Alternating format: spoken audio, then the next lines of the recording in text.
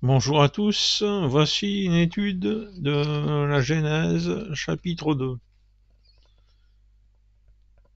Donc Dieu finit créer le ciel, la terre et tout ce qu'il y a dedans. Le septième jour, il se reposa et fit de ce septième jour le sabbat.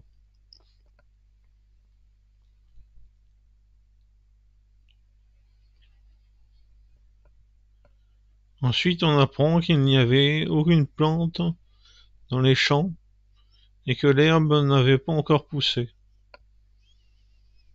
Le Seigneur Dieu fit ensuite à l'est le jardin d'Éden.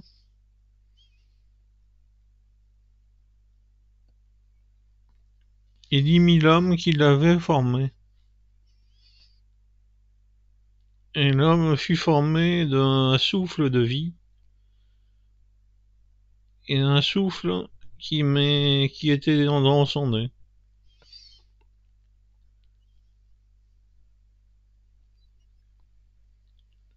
On apprend ensuite que un fleuve sort du pays d'Éden et se divise en 4 fleuves plus petits, c'est-à-dire le fleuve Pichon,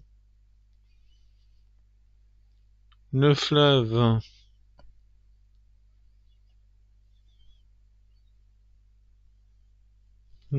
Guillon,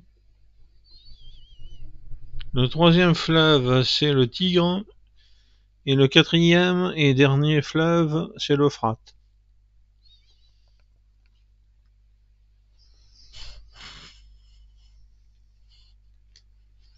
Donc le Seigneur Dieu prit l'homme dans le jardin d'Éden pour le cultiver et pour le garder. Il dit, tu pourras manger du fruit de l'arbre de vie, mais pas du fruit de la connaissance du bien et du mal. Ensuite, l'homme a jugé qu'il n'était pas bon à lui d'être seul. Il créa ensuite la femme d'une côte de son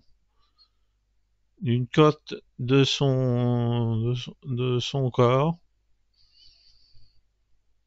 et il endormit l'homme avant de faire cela. Et certaines traductions disent que c'est le côté de l'homme. Donc on ne sait pas si c'est la côte ou le côté de l'homme. Ensuite, on l'appellera donc femme parce qu'elle vient de l'homme.